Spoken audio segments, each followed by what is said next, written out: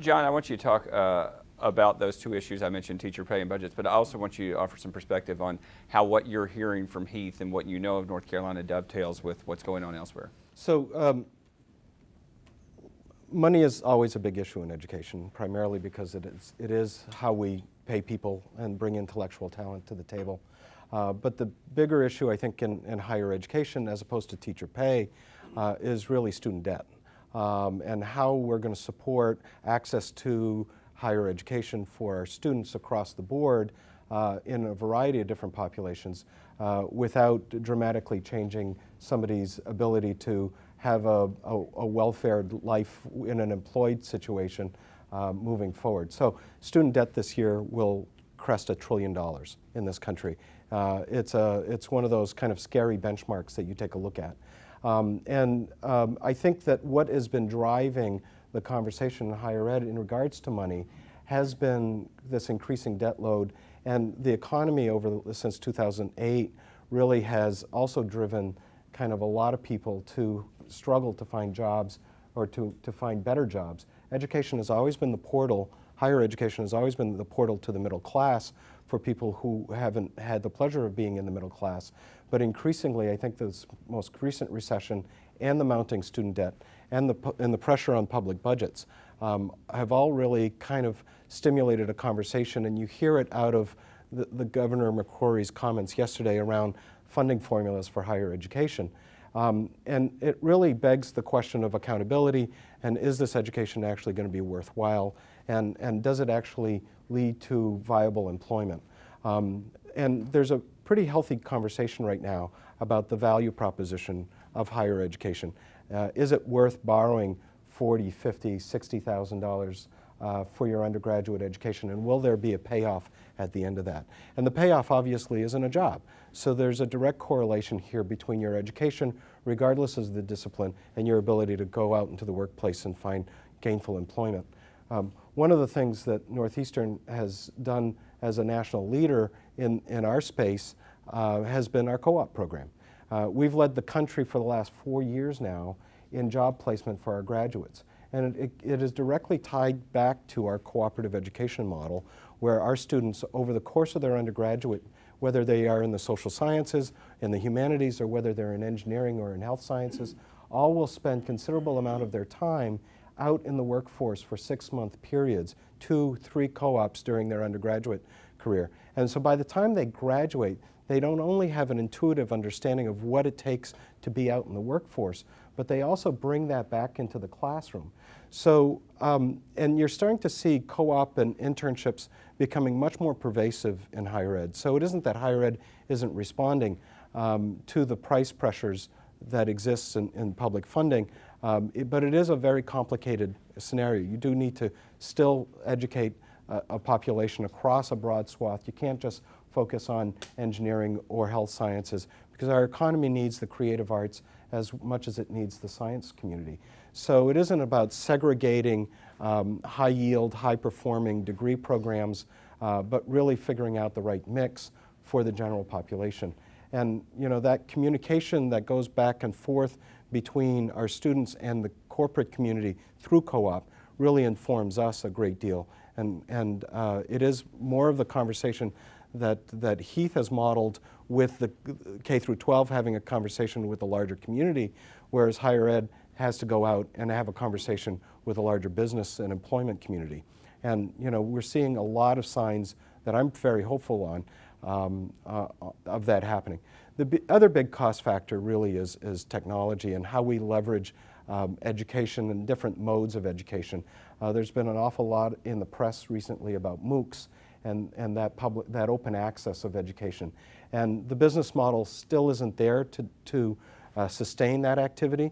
That's the online teaching. That's the online teaching and led by you know, groups like Stanford and MIT. We've been in online education for more than 20 years at Northeastern. So we're very comfortable in that space, but a lot of traditional higher education hasn't been there. One of the biggest costs of higher education is dislocation.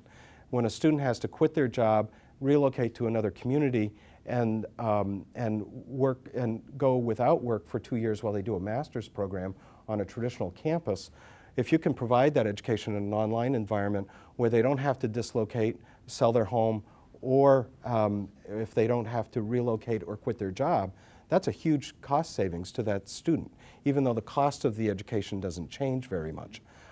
So there's I think over the next decade, you're going to see in higher education a very, some people are calling it disruptive. I think it's more evolutionary than that. Distance education has been with us for over 20 years. Some people have just recognized it in the last 2 years. You know, I think you will see models emerge where education is delivered at a price point that is considerably less to the student and much more economical. And there's also going to be kind of a much more heavy emphasis in that industry alignment that I was mentioning a little earlier. So I think I'm hearing you say that you do think there is some fairness in measuring the worth of higher education by what you can go out and do with that degree afterwards. So most of what we teach our students in the classroom, the content that we're teaching our students in a university classroom, knowledge is changing so quickly that 5-10 years out, most of that knowledge is obsolete. So really the value of an education is not about the content that you're going to be distributing to the students in the classroom, but it's really educating them as to how to think, how to strategize, how to analyze the information that's coming towards them. So it isn't, you know, I'm not convinced that universities will be replaced by modules of courses online where people take them for free and then go off and do whatever, because at the end of the day, the value of an education is really about educating people not only what to know, but how to know. It's taking that information and distilling it and figuring out what are the nuggets of information that I really need to be successful. And so I'm not a huge advocate of doing huge changeovers in funding models, only because where there are examples, the California system about 15 years ago was a good example, where they had a major shift in the funding formula for higher education, and it had dramatic negative impact on that system with hardly any of the benefits that they were intending for. So before we do kind of widespread changes in funding formulas, we need to understand the unintended consequences of those. But I think increasingly, I think everybody needs to understand what the value proposition is of an education. Okay, can we expand on that real quick? Because I think I've always believed that in education we have a huge role in economic development. And so we have to work in K-12 collaboratively with higher education and economic development because we do have tasks to us to develop the workforce needs of our local community and state and our country. So then the question becomes, well, are we tasked to prepare that workforce needs of tomorrow, as in the day after today, or the workforce development needs of tomorrow 10, 15 years from now? Because when you look at the way that our workforce is changing in this country and the jobs that we're needing to fill tomorrow aren't necessarily going to be the jobs that are needing to be filled in 10 or 15 years. So the answer is we have to do both. We're just not very good at that as a country, and we have to get better because we're in a state right now with very high unemployment. We clearly need to get people back into jobs, and so there needs to be some vocational training to fill the jobs that currently are unfilled in our state. But we have to look even deeper to what are the workforce development needs 10 or 15 years from now. When my kids in kindergarten today hit the workforce, what are the jobs that they're going to be inheriting? And so when you look at futurists, I'd always love to see, well, what are the predictive future trends? What folks are saying is that young people will change their jobs 10 to 15 times over the course of their lifetimes. That's staggering. Kids in kindergarten today will be inventing jobs. They won't go looking for a job the way we did. They have to go create their own jobs. So what does that mean? Well, it means that there are some things that we have to stress at a way at K-12 and maybe even higher ed that we haven't stressed before. Creativity, innovation, entrepreneurial skills. They're going to become increasingly important for our young people in kindergarten today to be able to find jobs, but also to meet the workforce development needs of Charlotte-Mecklenburg, North Carolina, and the United States in the future. And so we have to do both. That's why it's not only an alignment between K-12 and higher ed, but K-12, higher ed, and workforce development so that we're really strategic about that. And then we also have to look at, well, how do we measure that and how do we fund it? You know, so what should be the mechanisms for providing funding for K-12 and higher ed to do a good job with that, but also how do we have the right targets and measures so that we know that we're doing a good job on that trajectory. Well, you mentioned economic development, and it's interesting because I'm sure you know this. Whenever I talk to business leaders and you ask what do they need to be successful, it always comes back to the workforce, right? And that always comes back to education, and then that comes to this funding issue, which leads into taxes, which a lot of businesses don't enjoy paying. So I just want to get a little bit of perspective on whether you see either here or elsewhere that message sinking in and the cooperation that is necessary to make all those things connect. You know, I see that happening in a very real way at the community college level. Matter of fact, this community has one of the best community college systems in the country, and community colleges have figured out how to navigate the workforce development space as well as the educational space quite well. And there's some models within community colleges that I think the rest of higher education can learn from, as well as K through 12 could learn from. For example, I think not everybody is going to end up in a white-collar job. So, you know, I think if you look at some of our school systems nationally, in some communities, they teach only towards college prep students. As a matter of fact, I have one of my children is probably not destined for higher education, and it's been a struggle to kind of find them a track within their high school environment that they can be happy and successful, because the school is very focused at the reward system of, you know, prestigious high school within a middle class community is the placement rates, and so they work to get all of their students placed within a higher educational system. That's the reward structure for them, and I think we need to start understanding these reward systems, implicit and explicit, that are within these systems. And community colleges, I think, have been doing a fantastic job with workforce development, but it's come through a much more engaged dialogue with industry.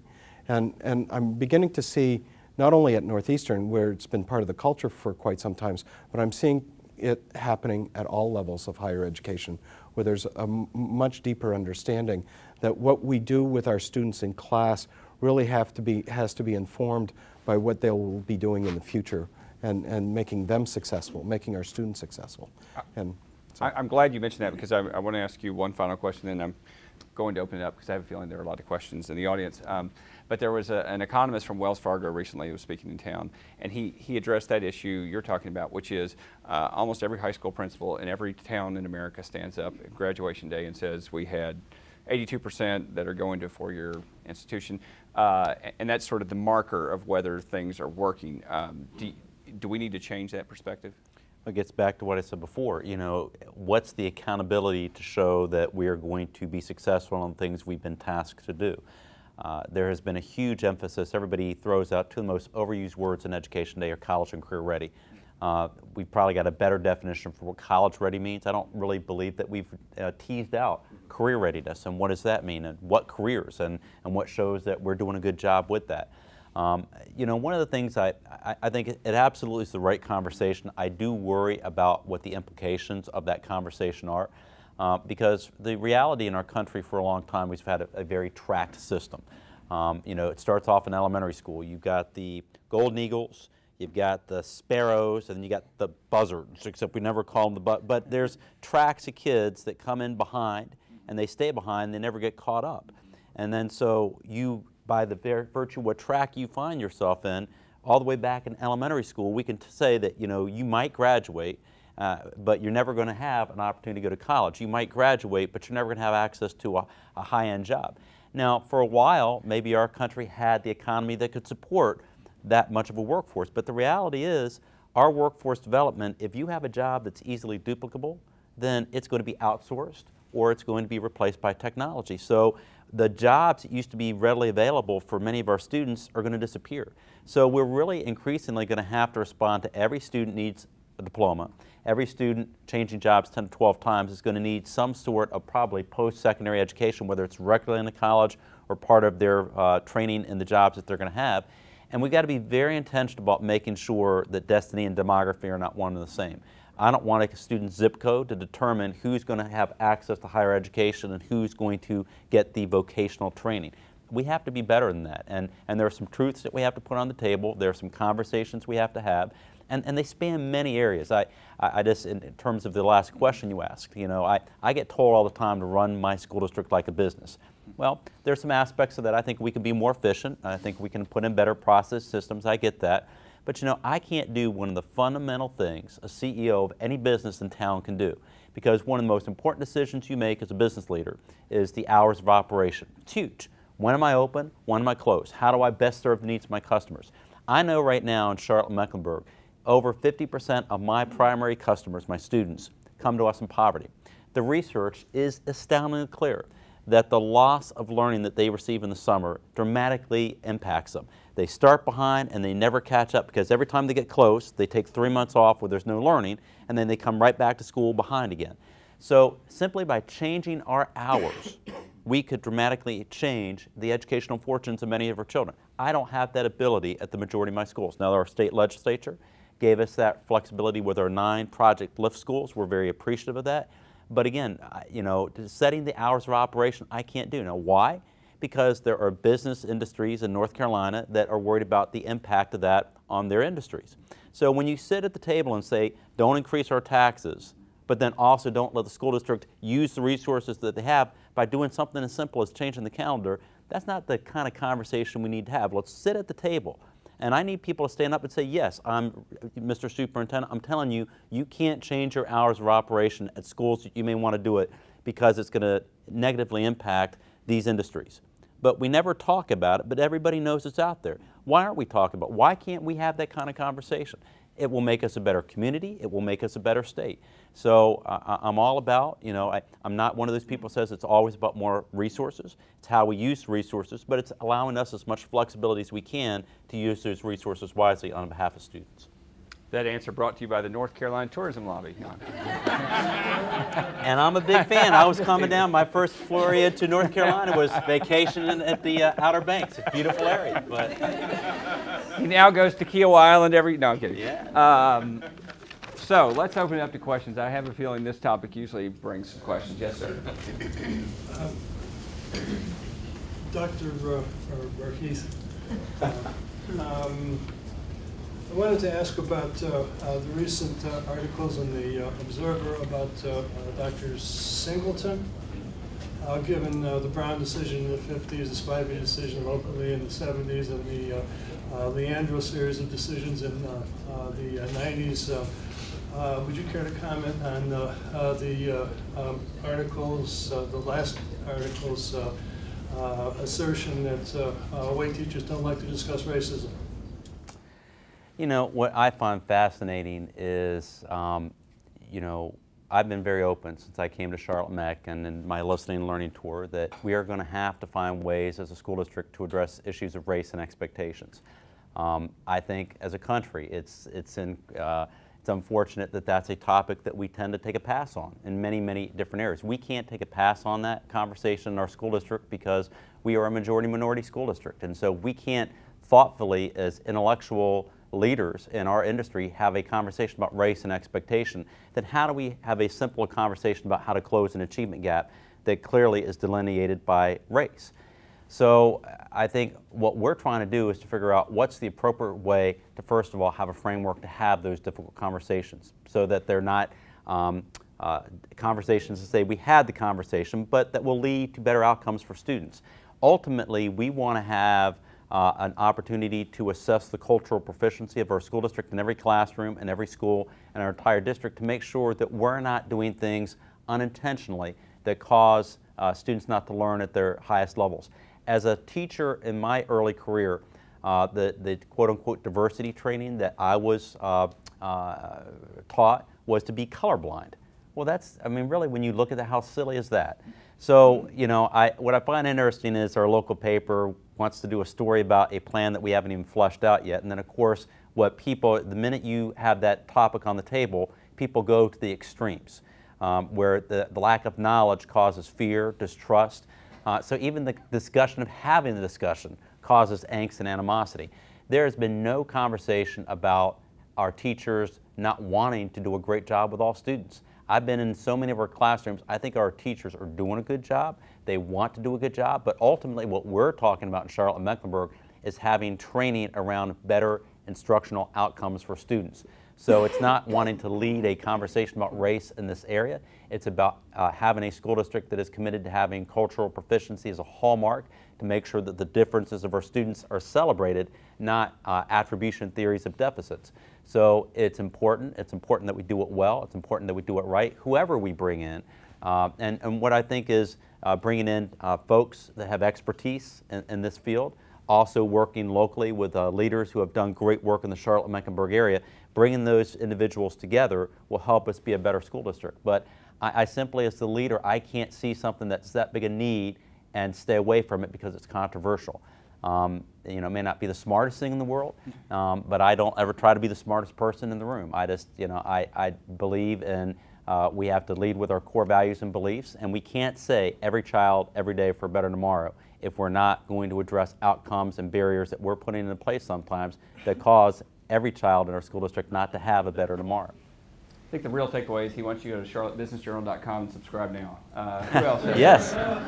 Anybody else have a question? Yes, sir. I'd like to get your both of your perspectives on the use and what I perceive as almost a tension of reliance of technology by the students in the classroom. And should we embrace the technology and just move forward, or should we back off and say, no, you need to master this grammar and this mathematics versus just go to Google and learn how to just type it in and Google will tell you how to spell it. I see the pendulum going both ways. Just wanted to get your perspective on that use of technology, and then also would that impact and further widen the digital divide, or will it reduce it? Yeah, you know, just from a higher ed perspective, and Heath here may have a very different perspective on this. I think if we've talked a lot today already about economic development and the relationship between education and the workforce, which, if you think about it, you have to embed technology in an educational environment if you're going to get your student population ready for 21st century workforce. You can't avoid it. I guess the way I would like to think about it more is not so much technology as a distraction, which I think is implied within your question, but rather technology as a learning outcome, and what is the identification of the lessons that a particular learning module needs to be addressing. So for example, I think if it is math proficiency and the understanding of how to have a student be thinking about being proficient in math or in languages or in any other field, if there is a mechanism by which technology can be used to leverage that learning process, then by all means it should be used. But if there's a better way of teaching that learning outcome, then the instructor or the teacher in the classroom really needs to be driving that activity. I think the thing that concerns me the most about technology in the classroom is actually when students start to disengage in the classroom experience and start using technology as a distraction. Social media, they start Facebooking, they start IMing with other friends, and they start Googling things that have nothing to do with the subject matter. And that means that whatever's happening in that classroom is not as focused and probably not as good as it could be. Because in most cases that I've been in a classroom environment, when students are engaged in that learning process, the laptops get closed. And it's more about the interactions with the people in the room or in the space. I also have taught a fair amount of online education, and I'm always impressed with how in-depth students can get in their learning in an online environment. Years ago, the biggest criticism about online learning was that it didn't replicate the classroom. But in many respects, because of the use of technology in a smart way, in a way that actually is leveraging the learning outcomes that you want for a particular course, you can actually have a much higher student engagement level in an online environment that can't be replicated in a face-to-face environment. If I wanted to, for example, get everybody's opinion on a particular topic that we've discussed today in this room, we'd be here for the next 3 or 4 hours. But in an online environment, I can get that opinion in about 15 minutes and have everybody's voices be heard. So again, technology, I think, here needs to be kind of put within the context of the learning, and what is the learning intended to, and what is the learning outcome. And I think that, you know, there's bad teaching and there's good teaching. And when technology is being used by our students as a distraction tool for bad teaching, we need to fix that. But when technology is deployed in a learning environment, I think it is very, very powerful and is actually very consistent with the economic development intentions of an education and getting people ready for the workforce. So we are a world of digital natives being taught by digital immigrants. And so you can't keep the technology away from our kids. I mean, they are just immersed in it. And I've shared the story real quick in my former school district. A parent came up to me at one of my community meetings, and I knew the parent really well, knew his family really well, and he was concerned that his daughter might have a drug problem. I lifted up some resources, saw him about 2 weeks later, and I said, "How's everything going?" He said, "False alarm." I said, "Well, how do you know?" He said, "Well, you know, I got to admit I'm embarrassed, but, you know, our daughter went to go take a shower, so my wife and I went to go search her room. We found all these baggies. So we knew that there was a drug problem here. So my wife pulled the shower curtain with the baggie, accusatory, you know, what are you doing?" Well, what she was doing was she had her iPhone, put it in the baggie so she could text during a shower. Okay? I share that story because that's when it just hit me how immersed our students are with their technology. And so you mentioned engagement. If we try to keep our kids away from their technology during school, it's going to be 7 hours of misery for them. So we have to embrace it. We have to embrace what technology can do. How do we use technology to have our best teachers have even more access? How do we use technology so that students can be engaged in a self-program that will build off of their skills, improve their deficits, while an amazing teacher is working with a smaller group of students to build their literacy and numeracy skills? So we can embrace it as an amazing tool, but a couple things. It will never replace the quality of a teacher. We've got to do something that we're not very good at in public education. That is, before we put the technology in the hands of our students, we have to give it to our teachers first, and we have to train them. Because many of our teachers don't know how to use the technology at the level they need to as an instructional tool. And so we just have to do a better job with that. Now, I think your second question was about the digital divide. I worry about that a lot.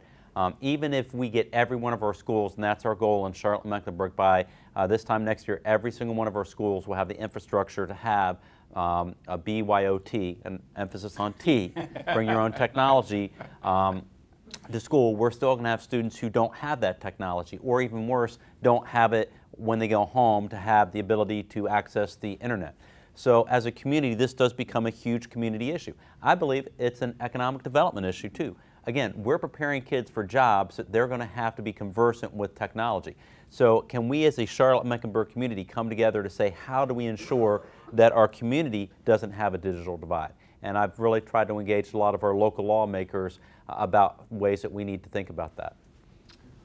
We're going to take one more because we're running very short on time, and you're the lucky winner. Oh, thank you. We started the conversation with Newtown and that. And as we take a deeper dive at those persons who unfortunately were the shooters in VTech or Colorado and all of that, to me it just seems so clear that the behavioral health part of that is the dominant piece. That there were so many signs there, we just tended to not really focus on the signs that were there. Do you think it would be something that you could do as educators, who are leaders in education, to take our conversation away from guns? I think that the gun conversation needs to be there, but to put more emphasis on the behavioral health part of what happened there, and try to make that kind of difference? If I can start on that one. You know, I'm always struck by whenever instances like this happen, and you start listening to the narrative that emerges in the days after a particular shooting. And I don't have any deep down knowledge of this, but many of the people that are often talked about in, for example, the Arizona shooting or the Aurora shooting, had experiences within a higher educational environment, and for whatever reason were taken out of that environment or were kicked out of that environment. So clearly within those structures, and we would say that that's a system working. right? That if there was somebody who was troubled that looked like he was going to be a threat, and they're all men, that they were going to be a threat to themselves or a threat to others, that the university figured out, or the community college figured out, a mechanism by which to extricate that student out of their system. So we would say that that worked. But where it breaks down is there are confidentiality laws around here, and we need to figure out a reasonable and reasoned way around that so that we can actually broaden out that information away from an organization like a community college to the local law enforcement community, where somebody's rights are not being trampled on and where somebody isn't being overly stigmatized in the event that somebody's made a judgment mistake. But you know, I've always been always surprised to hear of these experiences. I mean, the Virginia Tech case, I mean, happened on a university campus, but the Aurora shooting and I believe the Arizona shooting, both of those individuals had experiences within a college context and were taken out of those environments. And we just need to get better at that. And you know, I think that those are really difficult moral and ethical questions that we need to ask ourselves. And that has nothing to do with gun policy whatsoever. So I think where you're driving us is, can we do a better job of identifying early and then intervening? And as a country, we have to. Again, the thing I caution, because the first thing, again, you start to hear is, well, we have to train teachers and principals to better identify. Now, do we need to play a role in that? Ultimately, probably yes. But again, I just, you know, for everybody saying, well, how do we start comparing our educational systems with China and India, and how do we get better test results compared to those countries? They go to school 240 days a year, about 9 hours a day, compared to our 180, about 7 hours a day. So we're already stressed in terms of the amount of time that we're educating kids versus other countries. And then we layer so many things on our teachers and our principals and our schools that other countries don't have to, because someone else is addressing those needs. Now, ultimately, if we're asked, we will do our role, we'll do it very well, but that training and then putting that additional burden on teachers and principals has a consequence where, again, there are training around literacy, numeracy, doing other things that they're not going to be able to do because we have limited time. Time is a resource. But let's say we go ahead and do that. Even if we do a better job of identifying students and young people who need support, then where does the support come from? Because in public education, as we've grappled with these horrific budget cuts and we've tried to protect the classroom as best we can, where have we made cuts? We've made cuts in social workers. We've made cuts in counselors. We've made cuts in some of the very resources we would have to address the needs that we're lifting up or finding. And so then you say, well, we'll have to, you know, go to the community. Well, where have the community made cuts? And Health and Human Services. So again, you know, I'm not trying to say it's about more resources, but what I'm saying is that it's a challenge. And if you take resources out of the equation, then I'm not sure we're going to really find real solutions. And I just want to add to that, that if we were to look at more resources for police officers, let's not consider more police officers, but those resources going towards the social workers that you had to cut, the counselors that you had to cut. Yeah. Well, very quickly, thank you all for coming. Let's thank John and Heath.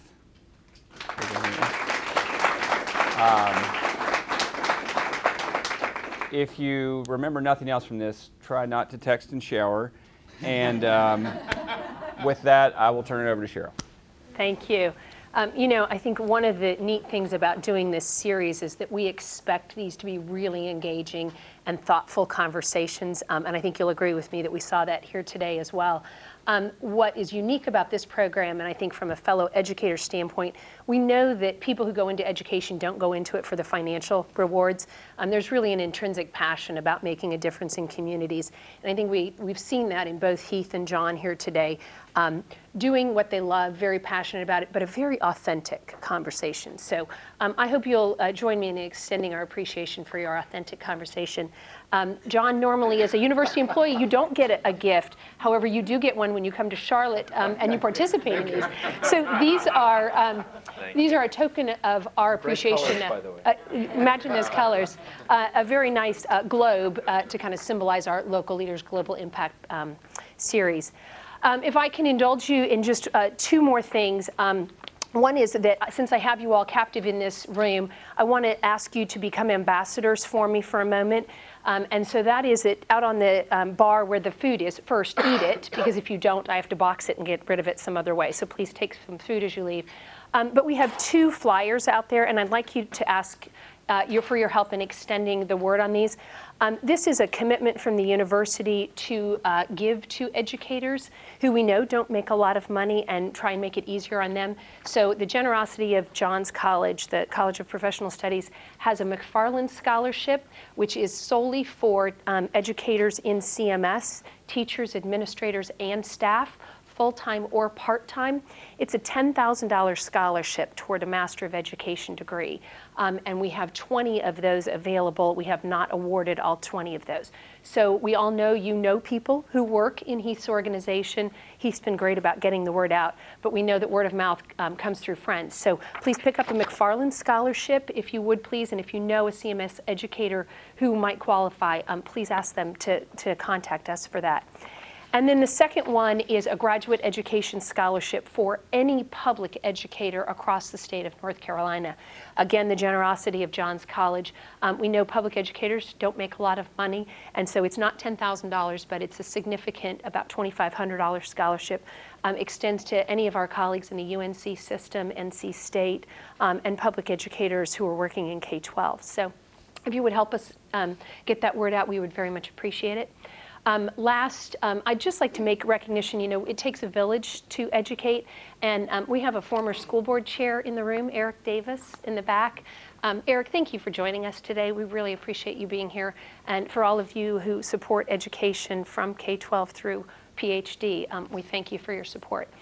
We will conclude now, and you're welcome to enjoy the food here, and thank you both for your time today. Thanks, Eric.